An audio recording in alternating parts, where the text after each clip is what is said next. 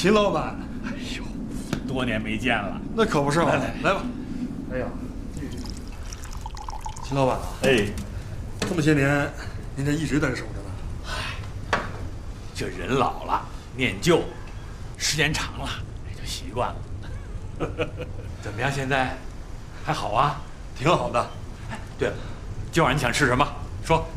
那就老规矩吧，您说了算。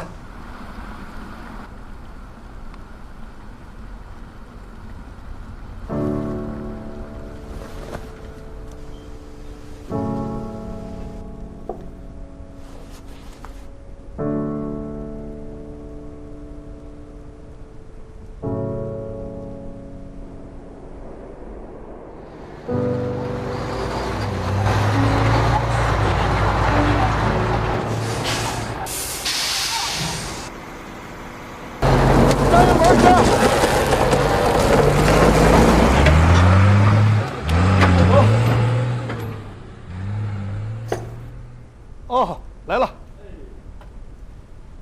哟，这面可够香的。我这看您这车模啊，想起了我第一次跑车的日子。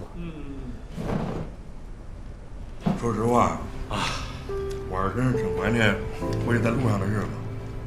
抓紧了方向盘，选择好了路线，这路啊就一直往前走。这路要是选对了，才能够一直往前走，你说是不是？路选对了，才能往前走。看来我是选对了。我这一毕业啊，就入了这行，接着呢就选择了成龙汽车。这看来啊，车选对了，才能走得更远。秦老板，你这话说的对啊。哟，秦老板，秦老板，我们回来了。小杨和小龙啊，我们现在啊，就来到一家海拔3500米的龙门客栈，这个就是我们客栈的秦老板。哦，大家好。秦老板，这二位不会就是咱们成龙咖啡群的大名鼎鼎的神车侠侣吧？嘿，还真让你给猜着了。没有介绍了，是吧？没有，我们呀就是四海为家，这不今天又到秦老板的家里来了。行，欢迎你们经常回家啊。好嘞，我就是啊，到哪个地方就把那些美丽的风景都拍下来，让大家也感受一下我们这个卡车人的生活。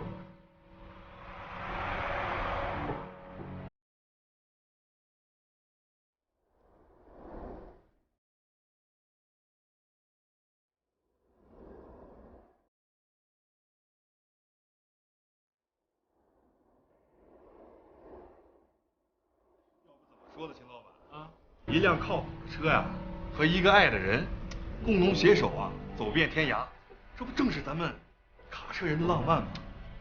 啊，对。你知道吗？刘老板也是一辆成龙起家。啊，真的？现在你猜有多少辆？多少辆？40多辆。哇！秦老板，这事儿咱就甭提了啊。对呀，你们这二位年纪轻轻的，这来回上高原什么的，遇到个高原反应。我就是总拖累他，因为我身体不是特别好。这个是给你们准备的红景天，在高原呐，可一定要注意安全。多谢秦老板，有您的这点东西啊，路再艰难都变得容易多了。对，说的对，这路啊，越是艰难就越美丽，你说是不是？这路啊，越是艰难就越美丽，是吧？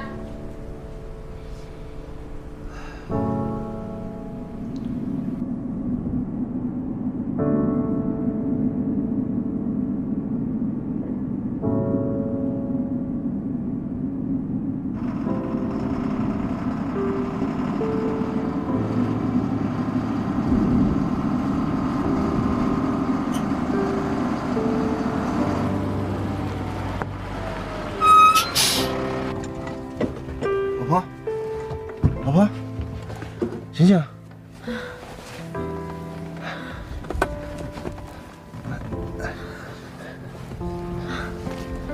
没事儿，我就是有点头晕。都怪我，不应该带你出来吃苦。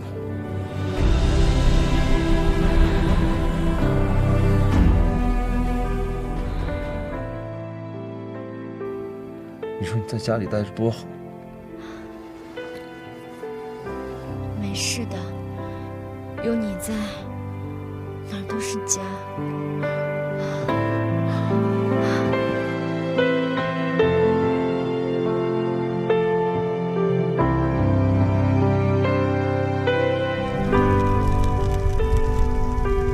没事的，有你在，哪儿都是家。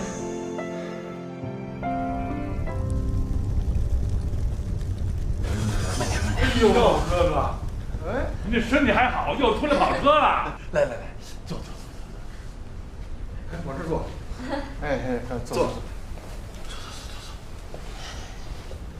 大叔啊，您这么大岁数也出来跑车？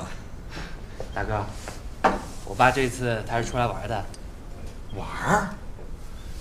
是啊，我儿子刚送完货，这不，回城又不赶路了。他说了，要陪我好好的玩几天了。我啊，好歹也算是个卡二代嘛。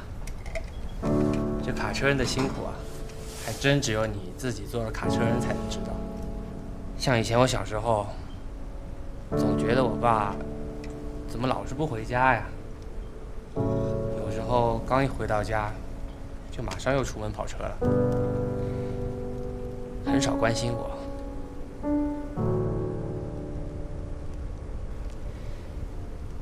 那时候其实我心里都有点恨我爸，直到现在，我自己也开始开车了，才算是真的体谅我爸。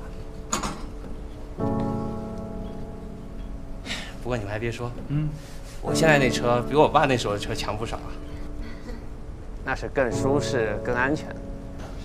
想着呢，这次就让我爸跟我一起出来走走。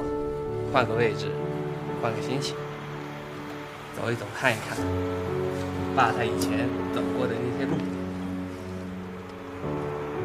爸，你还记得我小时候，每次你一出车，我都跟在车屁股后面跑吧？记得有一次啊，你还爬了好几里地了。是啊，其实我那时候特别恨你。觉得你怎么老不回家，从来不关心我，也不陪我玩。到现在我才算明白，爸，辛苦了。那时候在家里就想出去，出去了就想回来，心里吧总惦记着这个家。现在呀，我这儿就是你们的家。对呀。